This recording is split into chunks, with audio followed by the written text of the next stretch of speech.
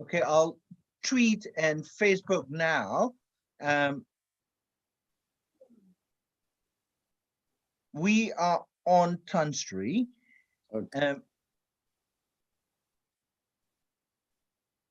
Good afternoon from UK, and good evening. And hang on a second, let me just uh,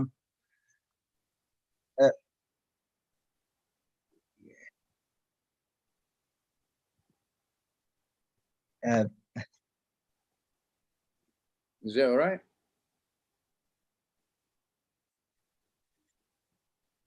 just 1 second. It's I'm getting the echo.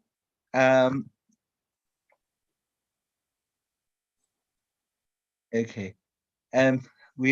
Yeah, you can see we are live, but I just want to make sure I don't.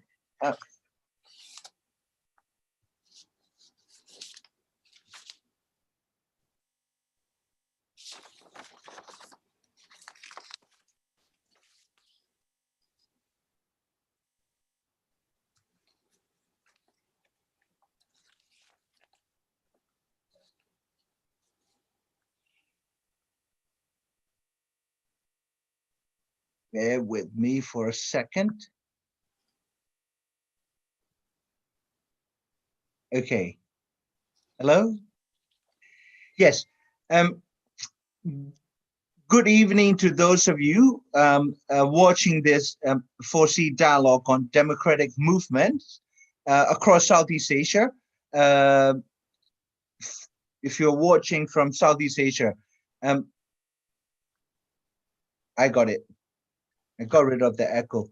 I'm very honored to be hosting this dialogue with a very dear friend and very distinguished, I will call statesman from our region of Southeast Asia, Sri Sayed Hamid Albar, speaking from his home in Kuala Lumpur. He is very well known, not only to those in the region, but also within OIC and beyond internationally.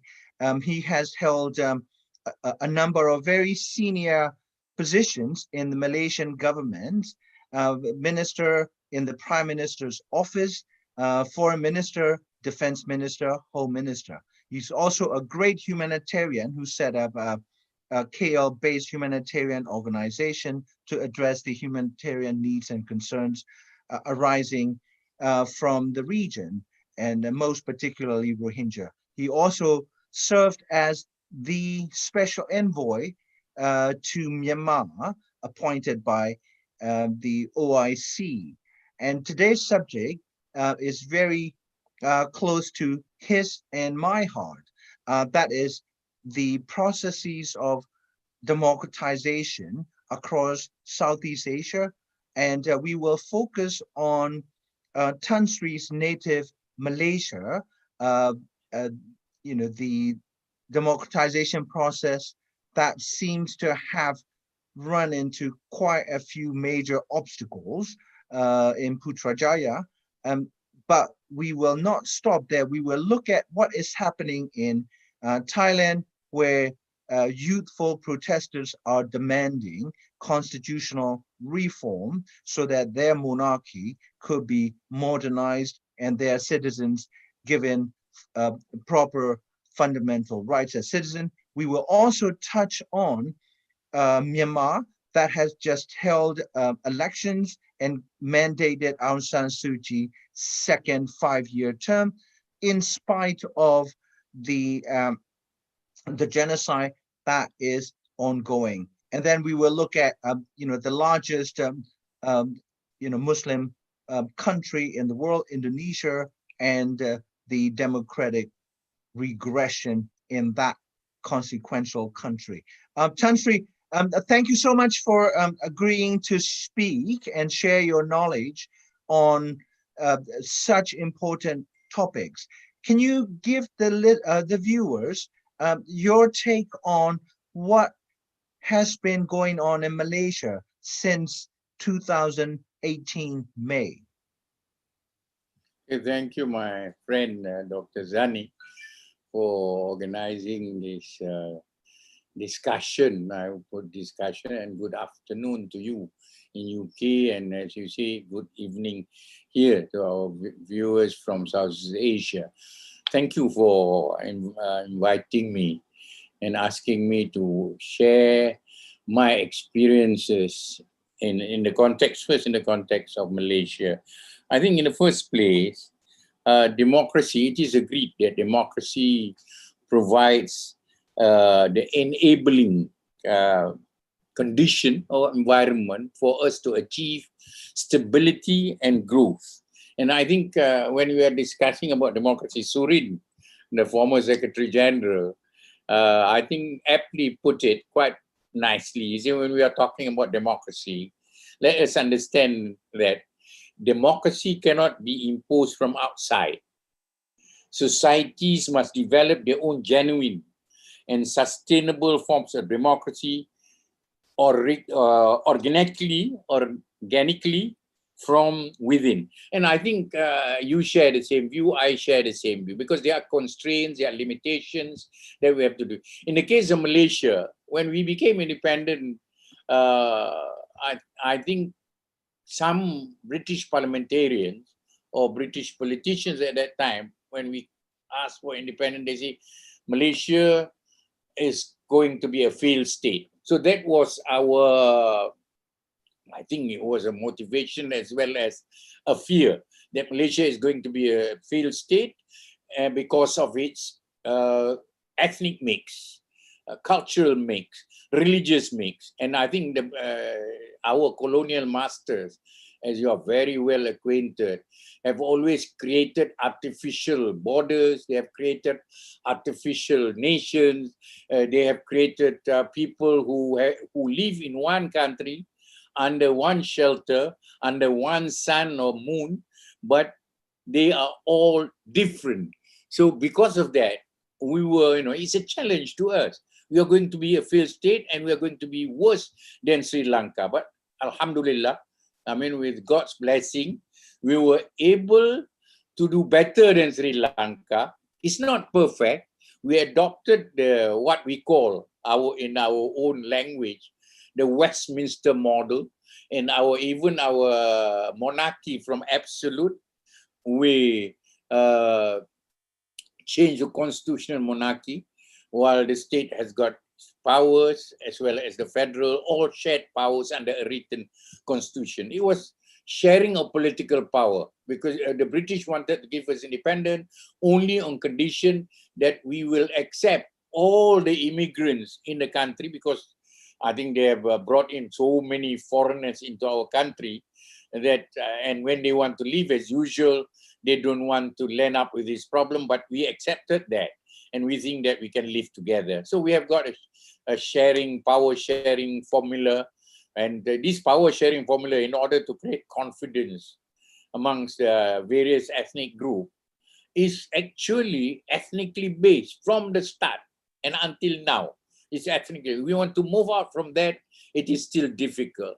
And I think with that, the collaboration between UMNO, the Malaysian Chinese Association Political Party, and then with the Malaysian Indian Congress, and then after the May 13, we made it bigger into a Barisan Nasional. First Alliance, then Barisan Nasional.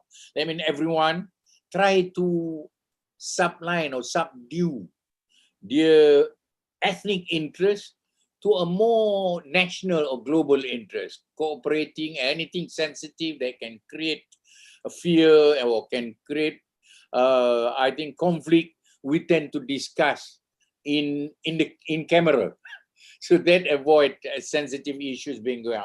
And under this formula, we have Alliance first, and then UMNO, Barisan National Front subsequently, has been able to rule the country for 60 years. And I would say that it is democracy in accordance to our version. It's there are a lot of restrictions, there are a lot of things. And you see, all countries in South Asia is very good at ensuring that they call everything democracy, but this democracy is constrained in many ways under the pretext or under the with the rationalization of this is the best thing if you want to have economic development. So we cannot have economic development if you start to give too much freedom to civil society, you give too much freedom to citizens. We must constrain because the government seems to know best. So under these circumstances, we have grown very well. I think everyone accepted that they have to be constrained. And we have grown economically. South Asia, I think after the formation of ASEAN, we also focus, even though we want to see an ASEAN community, we want to see there is freedom. Our version of freedom is always related to economy. It's not a social freedom, it's not a political freedom, it's related to economy so that we can enjoy economic growth, change our living standards. And I think because of that sacrifice, we actually tolerated a lot of undemocratic practices, even though, as just now you mentioned, when the EU, ASEAN EU ministerial meeting, they came out with statement sharing of values. But this sharing of values is never defined. What values do we share? So I think each one of us have got that liberty. But after 60 years, I think the people wanted to move out of that, comfort zone of everything is okay, we have grown, our economic growth have been good, our the quality of life is good. They want to move away from that. They feel that let's look at our political freedom. Let's look at our space for political active participation, participative democracy.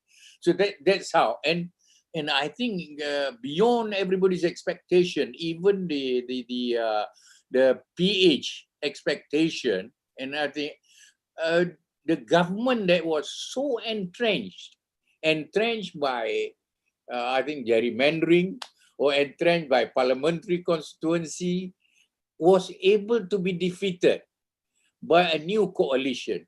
But unfortunately, this coalition that they formed did not from the beginning have what I consider as common political values or collective identity. They don't have that.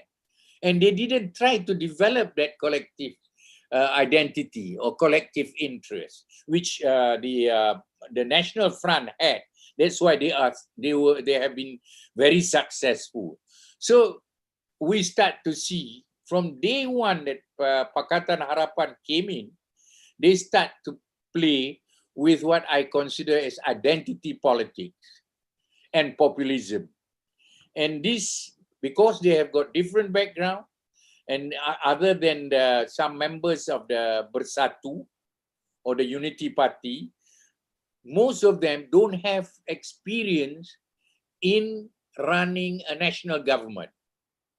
They have all been political activists and been criticizing, but now you cannot criticize anymore. You have to govern.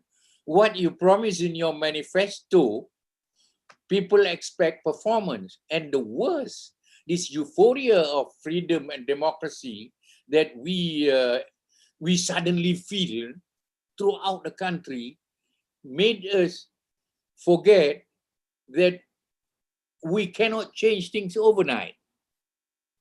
So they cannot. I think there was a mismatch between people's expectation and the political party's aspiration to win. And they won the election, but they could not sustain their unity, and it became a government that is seen by the public unruly.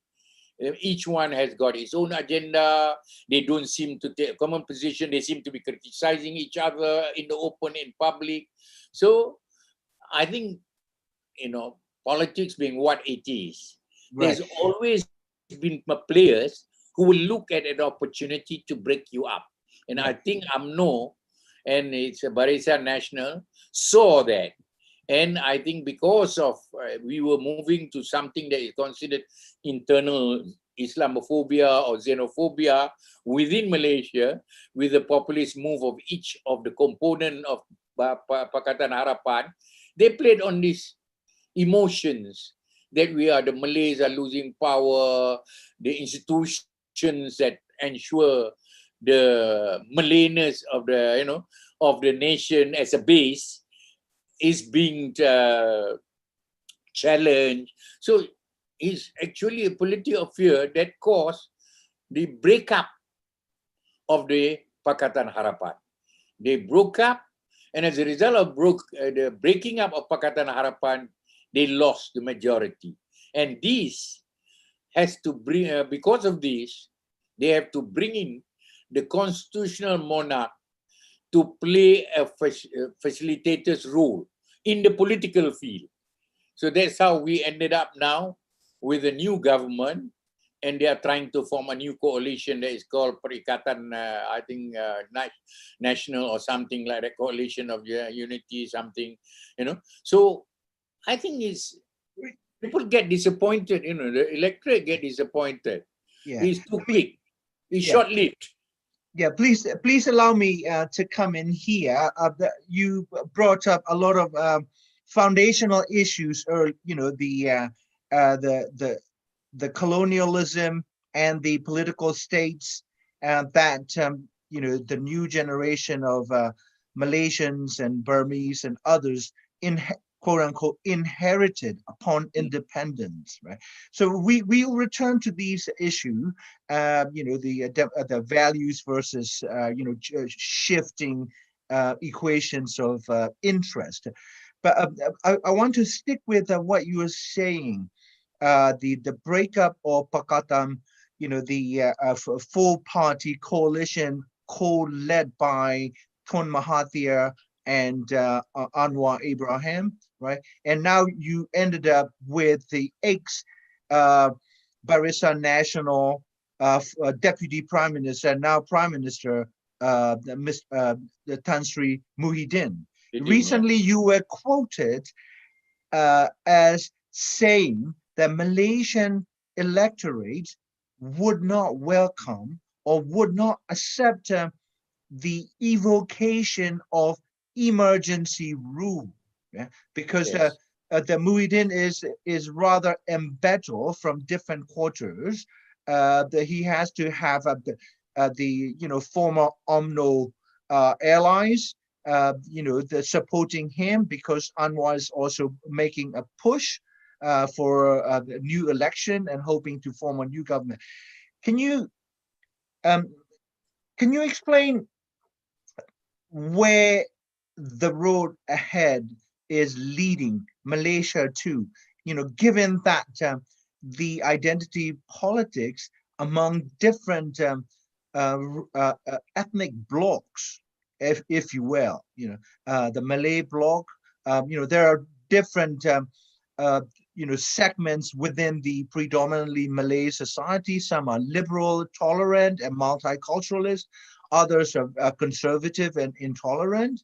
As we saw during the start of the pandemic, the Rohingya refugees, a large number, over 100,000, are in Malaysia, and they become under heavy attack from mobilized campaign to scapegoat them, right? And this was a shock for many of us who look to Malaysia as essentially the emerging beacon of democratization, right? Because democratic movements and democratic alliances shift across the region, from Philippines against Marcos in 1986, and then in 1988, my own country of Burma with Aung San Suu Kyi and students, and then now, after that in 1997-98, overthrow of Suharto and a new reform regime in 1998 in Indonesia, and then moved to Cambodia with Hun Sen and his opposition, and then Thailand protests, and you've got that, of all these movements, the Tun Mahathir coming back to Prime Minister office, and the dislodging of this 60 years monopoly of UMNO or Barisan Nasional over the Malaysian national politics was one of the crowning achievements for Democrats, not just Malaysia. You know, we rejoice in the victories of our fellow Southeast Asians, whoever they are, Muslims or Buddhists or, you know, Christians in Philippines.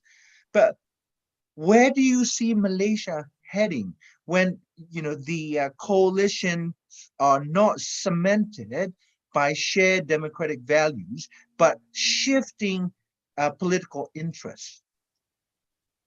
Thank you very much. I think you have encapsulates the challenges and problems facing democracy as Asia, including in the case of Malaysia. I think all of us, from the ordinary person to scholars to intellectuals, we were all excited with this new change. So we see that it is a very good opportunity for us to start thinking of ourselves as nations, as a Malaysian nation, and not compartmentalized in various ethnic grouping. But then I think this is part of maybe it's our own failure to understand that you can't change things overnight. You must get into power in order to change. But that power must be used in order to serve the public interest, the people's interest, the electorate's interest. So I think this Pakatan Harapan was caught in a situation where they are not seen to be serving the hopes and aspirations of the electorate. So because of that, you know, the other side and people within Pakatan, because there is no cohesive, you know, Anwar is interested to become prime minister, wants a deadline from Mahathir. Mahathir keep on shifting his position when the date of, you know. So each one actually is a political, to me, is a political chess that caused all this breakup. You know, everyone trying to move the pawn or the king or the queen, you know, and trying to checkmate each other within themselves. So when within the group, you know, so when we try to do this, we get ourselves into this type of problem. But I'm not too concerned or too worried about that, because Malaysia generally, we still have good race relations. I think there's a lot of goodwill. There's a lot of desire to achieve peace and stability for us to share. But, you know, we have got some of these, you know, we have got some problems. But this problem is going to be temporary. So, and I think I was worried when the government was going to, because of the COVID-19, the government was, in my view, I may be wrong, in my view, I saw that the government may be using the excuse or justification of COVID in order to declare emergency, which has got political ramifications. So whatever freedom, whatever independence, or, you know, the change that we have been able to make will be negated. So because of that, that's why I came up with a statement that you mentioned. I say, you know, the people, the electorate will not, you know, at present the electorate is debating, is this government representative of them? You know, they elected a government under a different banner, but government under a different form has come into power. But it is still, it is legitimized because it is acted within the constitutional framework. So how we are going to resolve this would still depend on the election. You know, finally the election has got, because none of the opposition also parties now who was in the government before has got an absolute majority. So it's a very, I think, You are just like in an iceberg, in a moving iceberg. Everything is moving this way, that way, which is not, to me, is not good. So I believe that if you ask me, where are we leading to? I think at least we have to accept that after the 2018 general election, the 14th general election, there was actually a lot of space for freedom. People are able to speak more frankly and openly. And this, the role of the main media, I would not call the social media as the alternative media. They have become the main media. People depend for their communication, information, everything on a simultaneous basis from the social media. This is still very much alive and active, which is a very good, and in Parliament, the debate has been very lively and active. And some of the debates, I think, is very open, and I think each side are able to put across their views, to voice the wishes of the people. So I think this is a good ingredient. It's a good element. We have not totally lost it, but we are facing, I think, I would say that a lot of loops and corners that we need to steer ourselves. So we have gone back not to the when we first became independent, but we have gone back to some form of maturity, but this maturity is under test. Is a lot of things that we need to do. We know what are the weaknesses, where is the strength. So I think I would say that yes, many are not too happy with what is happening, but we want a functioning situation during this COVID era and then post-COVID era, because it has got fantastic, or I think mammoth implications on economy, politics, social, psychology, the whole thing, the way that we do things, our life have changed. So I am still optimistic, that there's still a good future, because we have made a good start. There are some injuries and wounds all along the way, but given the injury time, like in football, inshallah, we will be able to come out of it. But at present, it's difficult circumstances. But there will be no, I don't think there will be racial clashes. There will be no religious clashes. If you see, you talk about liberal and non-liberal, conservative, intolerant. But this is the component of democracy, even in the West. You have all kinds of people. You have got ultra nationalists. You get center right people. So we are facing this in this new, I think, liquid modernity. There is a lot of shifting. The grounds are not very firm or strong. Right. I have lived and worked in Malaysia, for a short period of time, a couple of years, and I would say that one thing that I have come away is a sense of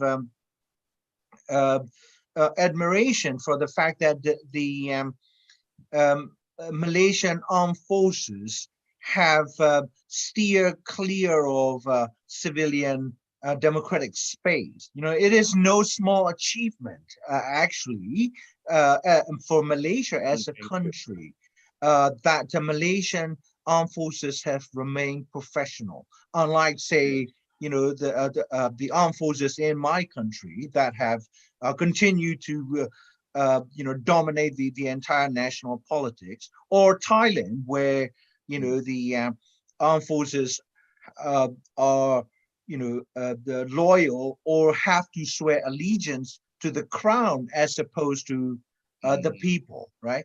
And because Thailand is not a republic, and also, as you know, in Indonesia and Malaysia, the politicians and ex-generals have turned their national defense forces into their own instruments of personal power and aggrandizement. So by that, criterion alone, Malaysia is far, far ahead of the rest of ASEAN Thank countries. you, thank Yeah, you. That's very good. yeah, If I agree with you. You see, a clear, what we can illustrate, a clear example where our military has been very professional, that they feel that they have no reason to be in politics. They have no reason to take hold. When we had the, as you can remember very well, when after the May 13th, the military was in power. Nobody was in power. The military was in power. Immediately on them being able to establish law and order, peace and stability, they say, we are not interested to, and ask the civilian to take back. You take back. And the civilian, we had emergency rule. And then for a short while, Tun Abdul Razak, then parliament was recalled. I mean, that tradition, I think, of freedom, wanting space to be able to participate in democracy, I would agree with you fully that that part of it we have done quite well. We don't have people like in Indonesia or in Myanmar or in Thailand where they change the uniform and wear the civilian uniform and call themselves now is democratic civilian government. We don't have that.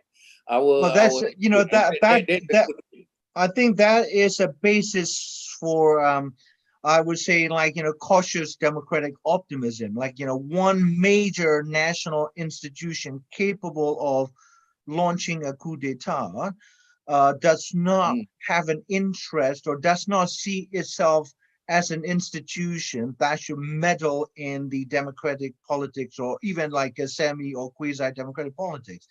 But that said, I think, Tan Sri, you said earlier, Malaysia being not united as a one nation.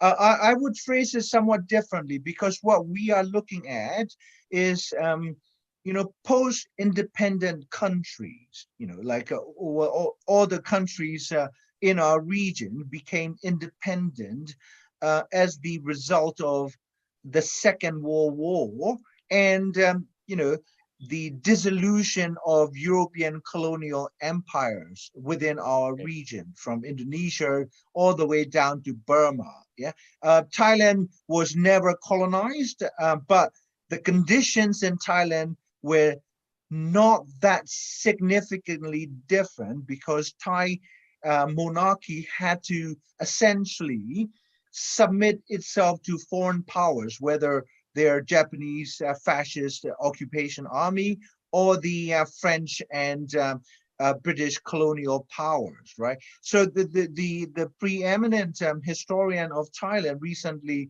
said on this dialogue that Thailand had colonial conditions, but not formal colonial rule. So essentially, the states that we are looking at, political states that emerged as the result of European colonial rule across our region. As you know, the colonial rule was set up to serve the interest of a small minority of white rulers and their corporations back in their quote-unquote mother countries, right?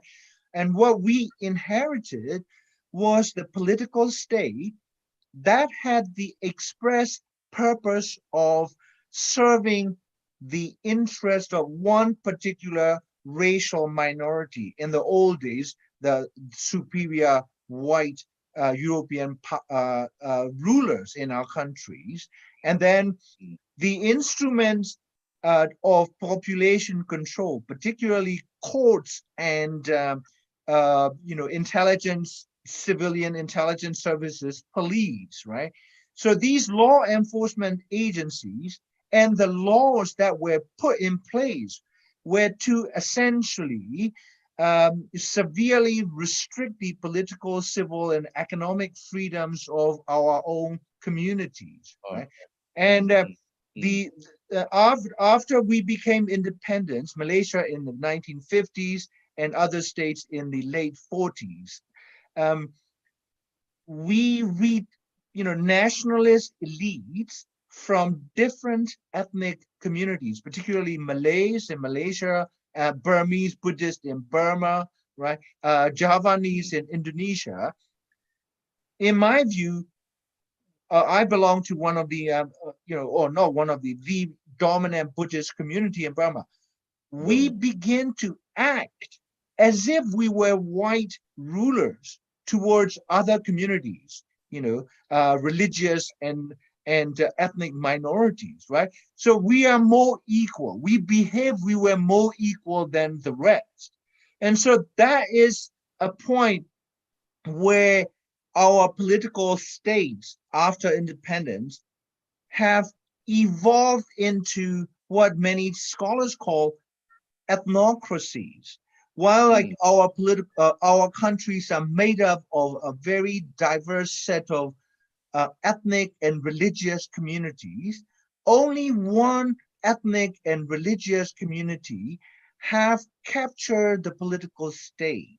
Right? So that creates, of course, major obstacles for one Malaysia or one Myanmar from emerging as a multi-ethnic, politically equal citizens, right? How do we tackle this issue? You see this in Suharto's Indonesia with Javanization, like population transfer of Javanese people onto non-Java islands, right? And now it's not possible for any country in our region to balkanize because populations mingle and many of us are mixed ethnic communities. And how do we de-ethnicize the political system so that, one person, one vote can become a guiding, principle and, a value system where majority win the elections, but feel empathy towards those who are not majority. We cannot have just majority rule and then say to hell with the minorities. If that's the case, then non-Muslims in Indonesia will be perpetually subjugated to Muslim I rule. think it's, if I can come in here, I think in the case of Malaysia, the Malays as a group and as a Muslim have always been tolerant. They have always been accommodative towards others. And because of that, that is a very good start. You can see that even though people talk about minority rights, it's actually sometimes a vocal minority can show that as if they are marginalized, when in fact, the majority is actually marginalized. In the case of Malaysia, for example, the minority ethnic group can actually bring down the government, which they did in the 2018 general election. And you can also see that most of the businesses are controlled by the minorities. They own, I think, the great majority of the economic, the institutions, the private institution, educational institution, hospitals, and their economic performance, their household income. The minorities are doing better than the natives, so to speak. So I think the key to this, in a case, even though in our situation, is not perfect, but there is inclusivity. That we do not exclude anyone from contesting the election, from being able to participate in the election process, from being able to express or to be able to accumulate wealth for themselves. But the social consequences. If you just have economic growth, say, for example, without any social growth, it's a sure formula for chaos and conflict, internal conflict. I think this has been proven by many studies. That's why the United Nations Development Goals clearly spell out that we must tie up economic goals to delivery of distribution of wealth so that people can participate. They don't feel they are marginalized. I think it's the same thing. Sometimes our greatest problem is how the shape of our country and what it is, the so-called experts, they come and visit for a short while and they conclude certain conclusion. Indonesia, to me now, Indonesia is the best example of evolution of democracy. It is, you cannot take Timor-Leste, for example, or East Timor. East Timor is too small to be, yes, they are successful, they have, but in the case of Indonesia, is the third largest democracy in the world. And they have gone through very painful processes, which I think in the case of Myanmar, the problem with Myanmar is that it was not willing to be inclusive. You start, in our case, in the 1970s, when our prime minister went to China, they were still stateless Chinese. After independence, we gave everybody citizenship, but it's still stateless people, Chinese and Indian, Chinese especially. We agreed that we'll give all state because they have lived in the country. They have contributed to the well-being of, they have shaped the country. So because of that, I think of all the, and we have never, even our May 13, people say it's ethnic. I don't think so. It's a class struggle, an economic struggle. So that's why we play a lot of importance to our restructuring of society, the social engineering program we consider as important. If any group, whether it's minority or it is majority, feel they are marginalized, then there will be some politicians or non-politicians who will take advantage to agitate them. And when you agitate on race and sort of thing, but I believe Malaysia, now we are going through this process, ultimately there will be the middle roaders, so to speak, will take the thing, and we are evolving into something, even DAP that says that they are Malaysian party, they're actually a Chinese party. They are also trying to move so that they will be acceptable to everybody. So I think so long as there is space for participation, for freedom, for expression, for us to be able to voice our differences, I think there is hope. What I'm worried about the election in Myanmar, say, for example, the result of the election shows people reject the military. The military supported or sponsored party did not succeed. Aung San Suu Kyi have done very well. But at the same time, if you just now you mentioned about the Rohingya, the problem with the Rohingya is that they have no champions within the government or the community. That makes our task, your task, your unending and passion for all these things more complex and more difficult. I think if Aung San Suu Kyi, we do not know what is going to be her attitude, that can she afford to be more relaxed? No, I think the constitution still say that anything that is important, the military will have the final say. Yeah, Tan Sri, it is a good point to segue into something larger, because if you look at Southeast Asia, we are not a small community. We are as big as European Union in terms of population. 500 plus million people, 500 million human beings. Where major civilizations converge and live in relative peace, right? Like we've got like Catholic civilization, Islamic, Buddhist, Hindu, you name it, like Jewish community, and relatively peaceful across these civilizational communities.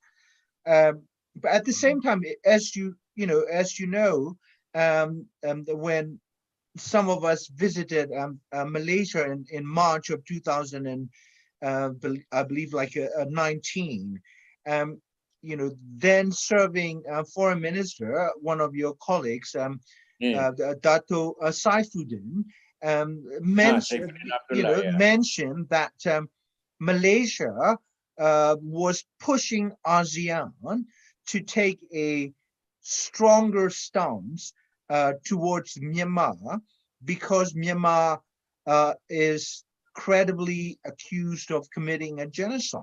Yeah, when you have a neighbor, a member of this, premier regional organization, being accused credibly of committing a genocide against a Mhm. Rohingya.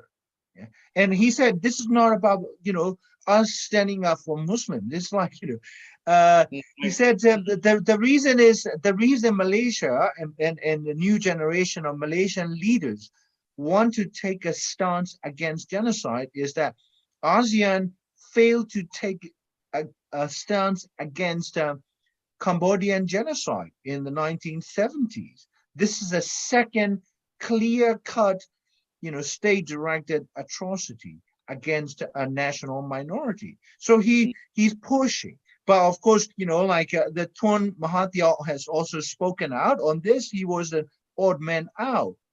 So when you have, uh, you know, uh, a, a club of 10 political states that oversee or rule over 500 million people, not taking any meaningful measure to stop the international crime in its own backyard. We have Mhm. this repeat of the failure of ASEAN, original ASEAN, 5 members in the 1970s. ASEAN has grown double in size, double in economic output, double in population, but repeats the same failure to adopt a value-based policy that says there are international crimes and conducts of states that are so unacceptable that the consensus principle has to be overridden by taking a moral, political, and diplomatic position. So Le- if le- 9 other ASEAN countries come together, knock on Myanmar's door, say what you are doing is international crime, it is unacceptable. But ASEAN has failed to even enter the word Rohingya, yeah, let alone genocide in all its pronouncements. So if I know. that is the case, I think what you are putting it very nicely. You have sum it up. I think here you have to look at the background of ASEAN. Unfortunately, after Cambodia, I thought there would not be another genocide or crime against humanity or very extreme human rights violation. But in the case of ASEAN, there is a failure. I'm very sad. There is a failure on the part of ASEAN to try to participate in finding a sustainable solution to what is happening to the Rohingya. There are so many things that cannot be reversed, even if you want, if you talk about repatriation, the land grab and all sort of things. These are things that cannot be reversed. Very difficult to reverse. I think by rhetoric, yes, but at least I think in this particular case, we have always insisted that at least you should put in the agenda, even the human trafficking agenda that has got a context of ethnic cleansing. It's not there. So I think the solution to the Rakhine or Arakan crisis is still in ASEAN and Myanmar. So I think they should be prodding. We know that Aung San Suu Kyi don't like to be told what to do. But we are now calling in the name of humanity. Let us be friends. If you want us to help you, how to find by phasing out solution, which is a very complex issue because the British left you and created a state totally based on ethnicity and without any intention for integration or something. And we cannot find a solution for the Rohingya by asking them to be settled in third countries or to be settled in the host countries at present. So that there is no way that it will be acceptable, because otherwise we will be giving actually a carte blanche for any state to drive their people out, forcibly drive their people out, and then say that you can, since there are countries that are willing to take you in, we forget about you. That is the same reason, same position that we take in the case of Palestine. We think that the Palestine issue, it's a very important issue also. It's an issue of displacement, issue of refugees, and I think we need to keep on. It's ridiculous for us to say that there is interference. Right.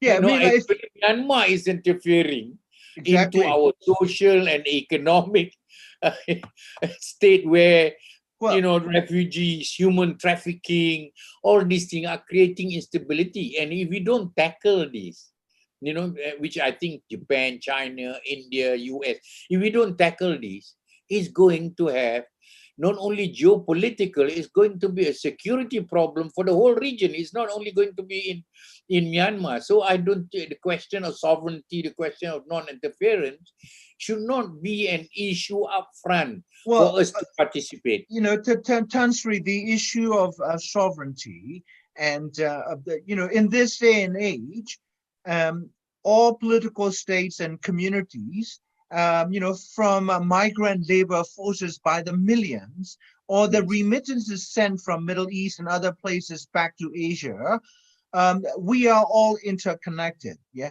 and we, the same way, freedom of speech cannot be and must not be absolutist, in the sense that, okay, we know that the 1.5 billion Muslims do not like their prophet to be, caricatured, or, much less, defamed, right? And why do European countries hide behind this freedom of speech to allow its, communities to keep committing the crime of offense against the entire religious community? By the same token, why can we allow, the individual states within ASEAN to shield itself with the absolutist notion of sovereignty, and say, okay, do whatever you want to people you control within your national boundaries, as long as we can trade with you and share military and other security cooperation and information, we are okay. So we have an outrageous situation within ASEAN where, the leaders, politicians, and military generals from Myanmar who are accused of committing or condoning genocide, they are being given red carpet treatment, welcome in Singapore or Jakarta or other places, while the refugees fleeing are put in detention centers. You see what I mean? It is like rape victims coming to elders, and the elders said, we're going to send you to brothels, and then and then you offer tea to the rapist, to put it crudely. So this is an outrageous situation, and so now the region has basically maybe only two functioning democratic systems, Malaysia and Indonesia. The rest, one is an absolute monarchy in Brunei. The other one is a constitutional monarchy going backward in Thailand. We've got Hun Sen in power for almost 30 years, crushed the opposition, right? Vietnam is still stuck in the communist mode. And then Myanmar is a criminal state. And then Philippines under Duterte is being investigated for crimes against humanity. And then you've got a southern Thai situation. You've got Mindanao situation, right? So how do we push for democratization in a region where the overwhelming majority of political states are in the hands of autocrats, absolutist monarchists, and the absolutist sovereignists?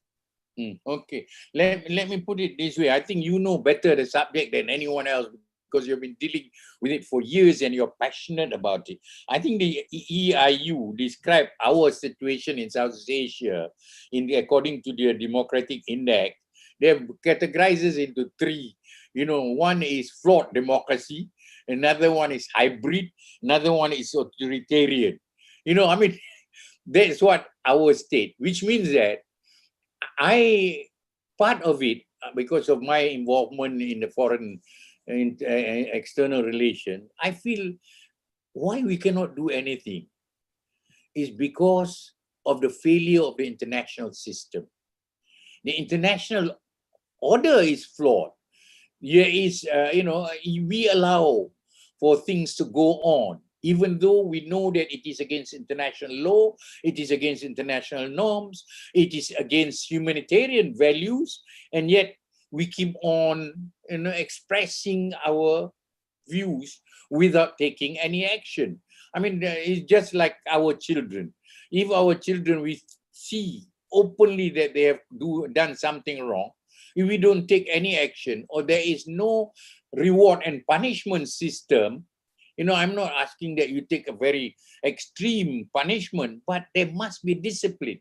In this case, the international system has no discipline. When its own body, say for example, United Nations Human Rights Council, and you have got the special committee, you have got even the special committee that Duterte established, all say that we have failed in taking our responsibility, in trying to make sure that those who are involved are accountable for their actions and they should be brought to justice. So I think it will take time, Dr. Zani, my friend, because I think, but people like your good self must continue to play the role of advocating for this sort of thing. And we hope that countries like Malaysia, they have always been, this COVID has created a different sensitivities and dynamics. You were talking about the highly, suddenly Malaysia seemed to be taking a turn against Rohingya. I think it's more of the fear factor because of the hardship people are facing within the country suddenly surface and people take advantage of it. Again, it's the social media that fan up this feeling of, anger against anything that has to do with immigrants, anything to do with foreigners. So I think it's a universal, worldwide phenomena that we need to overcome. But I believe that ASEAN with 600 million or 550 million can make a difference to this. But we must take a step, outside our norm, the normal thing that we have been doing. We cannot be operating. ASEAN always say that, we believe in consensus. We believe in comfort level, to create comfort level. We believe in step by step. You cannot allow step by step comfort level if there are crimes committed on the ground, or the grounds are being changed, or there are gross violation of human rights. And you cannot be talking about democracy if there are no three things that are not present. There is no human rights, there is no freedom, there is no governance, there is no rule of law. So all these things all come together. I think you need to continue to work hard to get ASEAN to change. I would just like them, if possible, for ASEAN, and the international community maybe should persuade ASEAN and all these investors, foreign investors in Myanmar. They must put a condition. I think Japan is playing a role, China. They must say that ultimately the best thing for Myanmar, with all its resources and richness, is to share, is to be able to develop in a stable environment where everyone feels they are part of the stability and growth of Myanmar, rather than, the situation in Rakhine is not good at present. Suu Kyi may have a nationally, she has got a fantastic majority, but in the Rakhine state, there is still that feeling. They're not asking for independence. Now they are just asking for autonomy so that they will not be marginalized. So I think we need to open up. And I think part of the ASEAN problem is our unwillingness to talk to each other. I think if we can change, people start to talk. Very good. One last question to invite you to comment on. You mentioned earlier the late Surin Patsuwan, our mutual friend, the ASEAN Secretary General and former the Thai Foreign Minister, said it's organic development of democracy, but I think we have a serious problem when 10-member ASEAN and 27-member European Union ministers issued a statement in the form of co-chairs press release, where 2,000 words, almost like 1,900 words. No mention of human rights. No mention of human rights, no mention of democracy, not even once each in a 1,907 word statement, right? So we cannot have a value-based community because interests are always going to be divergent and competing. What should glue the multi-civilizational communities is at least a minimum values that people are the sovereign, not the rulers. The rulers have to be rotated on the basis of the popular consent. How do you? I like your statement. Yeah, I mean, how do we move forward? Okay, I know what without a set of shared values. Are we still stuck in the old, you know very well, the Asian values, right? But that's very highly discredited by now. We know that, Malaysian youth and Thai youth and Burmese youth are capable of acting democratically on a par with their American counterparts or European counterparts. They are not ideologically or culturally backward at all. Quite the contrary, they are far ahead of their elders and political leaders in our region. If you look at movements in Hong Kong, Thailand, Malaysia, Indonesia. And so how do we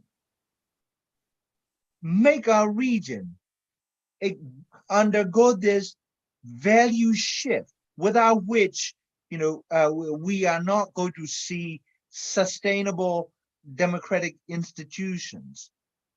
Okay, thank you very much, Dr. Zani, my friend.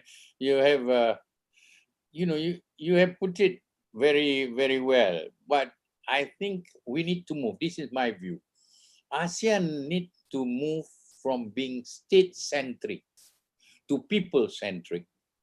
How do you do that? How do you do that? They control, they control the state. This is where what you have said just now is very important.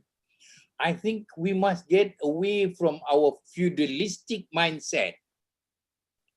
We must get away into a mindset where the youth, the younger generation, must be able to translate what they aspire, what they want to see the future to be, into some changes.